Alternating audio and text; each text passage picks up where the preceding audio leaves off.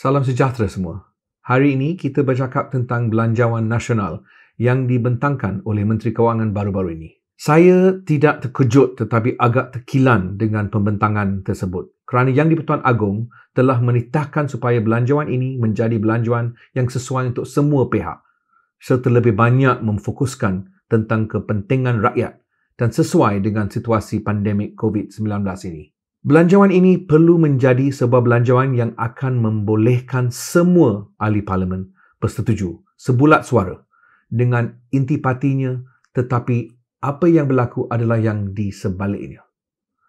Pada hemat saya, ini adalah belanjawan yang paling buruk dalam sejarah dan tidak dapat mencapai apa-apa tujuan yang telah digariskan. Saya telah menyeraikan beberapa perkara utama yang ingin diutarakan dalam belanjawan ini, terutama berkenaan betapa pentingnya perusahaan kecil dan sederhana (PKS) yang selama ini menjadi tulang belakang ekonomi negara. Keperluan industri ini tampak tidak dititik beratkan di dalam belanjawan kali ini, yang lebih menampakkan kepentingan sektor perbankan, di mana kita semua sedia maklum yang Menteri Kewangan merupakan seorang tokoh industri tersebut. Bagi saya, ia amat jelas belanjawan ini telah menganaktirikan keperluan IKS dan saya amat terkejut dan kecewa. Industri ini melibatkan ramai pihak, bukan sahaja pengarah, penerbit, pelakon, tetapi juga juru video, juru solek serta semua pekerja industri belakang tabir. Ini merupakan industri yang penting bagi komuniti Melayu, India maupun Cina serta sesuatu yang dapat membakar semangat kita sebagai rakyat Malaysia. Apa yang lebih menyedihkan daripada 15 juta diperuntukkan kepada seni dan kebudayaan adalah hanya 50 juta diperuntukkan kepada 100,000 petugas barisan hadapan Kementerian Kesihatan kita, di mana hanya RM500 diberikan secara one-off kepada mereka. Itu sahaja. Hanya 50 juta sahaja dari keseluruhan peruntukan berbilion-bilion ringgit di dalam belanjawan ini, terutamanya sewaktu pandemik COVID-19. Dan ini sangat mengecewakan saya.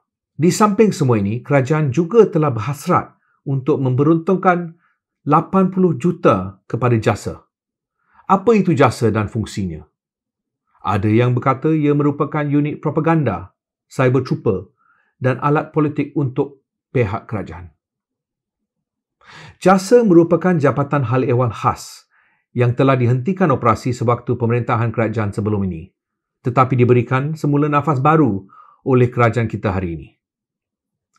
Saya juga difahamkan yang salah seorang menteri mengatakan yang peruntukan tersebut adalah untuk membayar gaji staf di bawah jabatan tersebut. Saya amat tertarik untuk mengetahui gaji siapa yang dibayar itu. Bayangkan 50 juta untuk petugas barisan hadapan atau frontliners, 15 juta untuk industri seni negara kita dan 80 juta untuk jabatan tersebut. Ini adalah tidak masuk akal.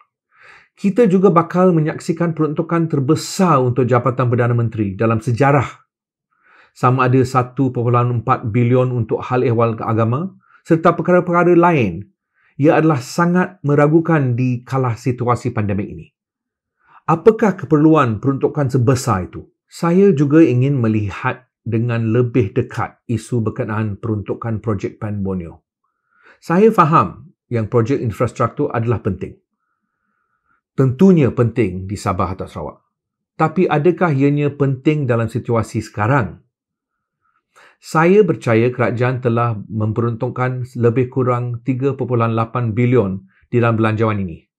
Dan saya berpendapat ia perlu dikecilkan sikit, lagi di mana ia lebih sesuai disalurkan kepada sektor yang lebih penting bagi saudara kita di Sabah dan Sarawak, seperti keperluan elektrik dan air, infrastruktur pendidikan, dan serta membantu nelayan dan petani. Mereka perlu dibantu terutamanya dalam menstruktur pemasaran produk mereka dengan lebih baik.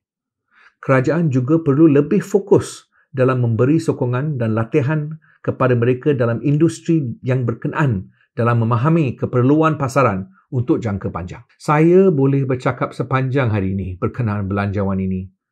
Tetapi saya percaya rakyat Malaysia sudah meneliti kandungan-kandungan lain selepas pembentangan tersebut. Menteri Kewangan perlu memperhalusi semula belanjawan ini dengan tidak berfikir sebagai seorang yang masih di dalam industri perbankan, tetapi menyelami denyut nadi rakyat serta masyarakat sivil di dalam negara ini. Kita perlu berhati-hati dengan tidak memberi gambaran yang belanjawan ini merupakan sebuah belanjawan yang berunsurkan politik supaya mendapatkan sokongan dari semua ahli-ahli parlimen yang telah dipilih oleh rakyat. Ini bagi memastikan kepentingan rakyat dapat dijaga terutamanya di dalam situasi pandemik COVID-19 ini, di mana ramai yang terkesan. Sampai di sini saja ulasan saya. Semoga kita jumpa lagi. Kita semua anak Malaysia. Terima kasih.